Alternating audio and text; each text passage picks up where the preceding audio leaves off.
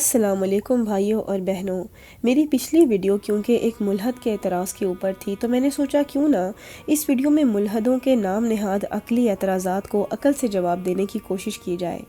سوال: سب سے پہلے ہم یہ جانیں گے کہ اس دنیا میں اتنی ناانصافیاں، اتنی تکلیفیں اور جنسی جرائم ہیں، اگر کوئی خدا ہے تو وہ ان سب کو روکتا کیوں نہیں؟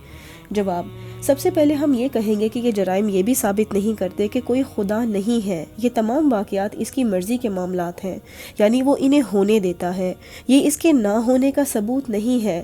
مثال کے طور پر آپ کے موبائل فون پر کوئی ایسا فیچر ہوگا جو آپ کو پسند نہیں، تو آپ اس کے بارے میں یہ نہیں کہہ سکتے کہ یہ کسی نے بنائی ہی نہیں۔ اسی طرح دنیا کی تکلیفوں اور آزمائشوں کو دیکھ کر کسی کا یہ کہنا کہ دنیا کا کوئی خالق نہیں، ایک غیر منطقی بات ہے۔ سوال: پھر اللہ ان معاملات یا مشکلات کا حل کیوں نہیں دیتا؟ جواب: آپ سے کس نے کہا؟ اللہ نے ہمیں ان مشکلات اور آلام کا حل قرآن اور سنت کی شکل میں دے دیا ہے۔ لوگ اپنی مرضی سے گناہ کی طرف مائل ہوتے ہیں۔ قرآن لوگوں کو ہدایت کا راستہ دکھا چکا ہے، قرآن صحیح اور غلط کی تعلیم بھی دے چکا ہے، جیسے قرآن کا یہ کہنا کہ ایک انسان کا قتل پوری انسانیت کا قتل ہے، اور اگر ہم کسی کو بھوکا دیکھیں تو ہمیں زکوٰۃ کے رولز کو فالو کرنا چاہیے۔ اگر کوئی انسان اللہ کے پیش کردہ اصول و ضوابط کو نہیں مانتا تو وہ گنہگار ہے۔ اصل مجرم وہ ہیں جو اللہ کی حدوں کو پامال کرتے ہیں۔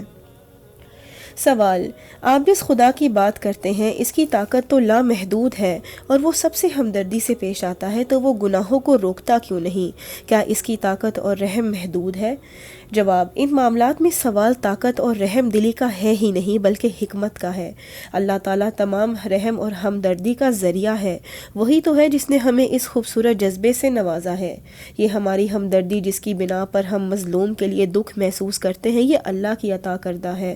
تو یہ عقل نہ ہوئی کہ آپ ہمدردی کو تو مانتے ہیں مگر اس ذات اور ذریعے کو نہیں جس نے ہمیں یہ احساسات عطا کیے ہیں۔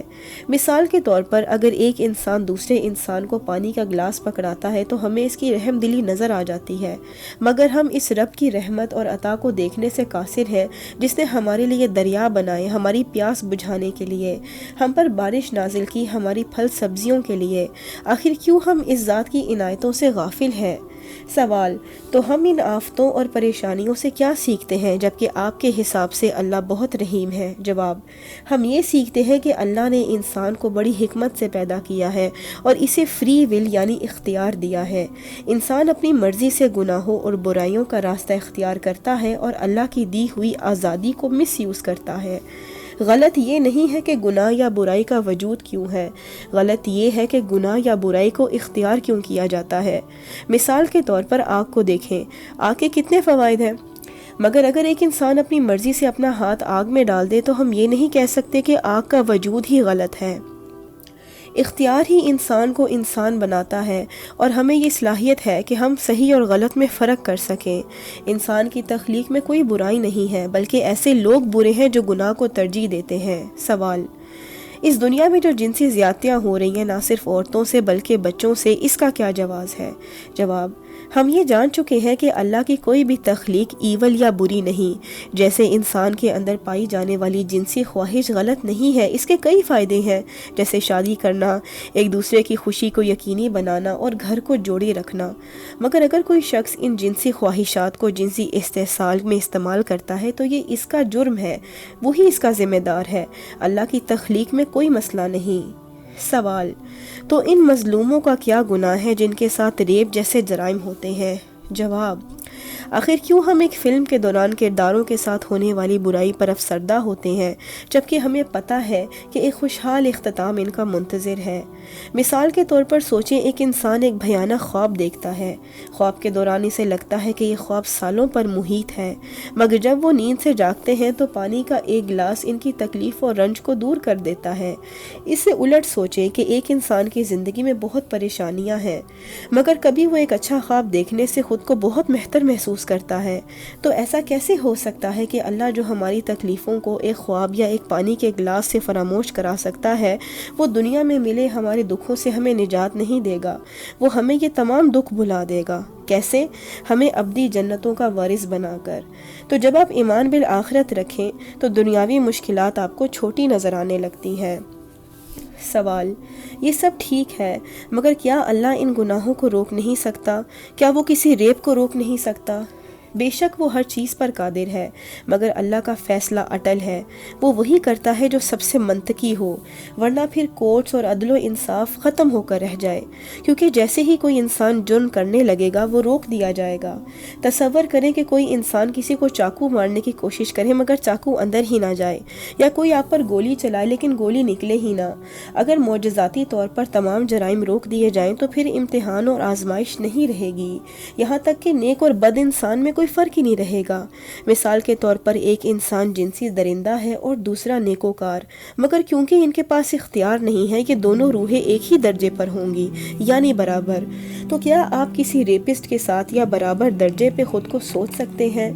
یہ عدل و انصاف عام لوگوں کو مجرموں سے الگ کرتا ہے۔ اگر ایسا نہ ہو تو دنیاوی معاملات بالکل بوگس ہو کر رہ جائیں گے، اور کیونکہ اللہ الحکیم ہے وہ ان معاملات میں فی الحال مداخلت نہیں کر رہا۔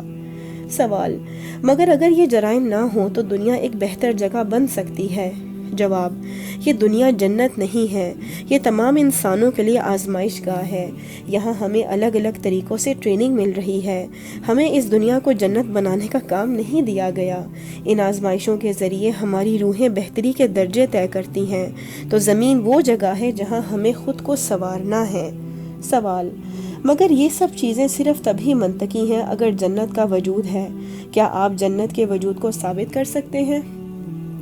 چلے ہم سوچتے ہیں کہ آپ نے سنان نامی ایک آرکیٹیکٹ کو اپنی 10 منزلہ عمارت بنانے کے لیے ہائر کیا ہے، اور یہ سنان کوئی ایرا گرا آرکیٹیکٹ نہیں، یہ مشہور زمانہ آرکیٹیکٹ ہے۔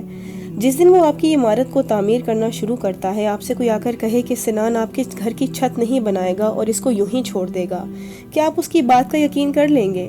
نہیں، کیونکہ آپ جانتے ہیں کہ سنان ایک نہایت ذہین اور حکیم آدمی ہے، وہ اپنے کام کا ماہر ہے، وہ ادھورا کام کر ہی نہیں سکتا۔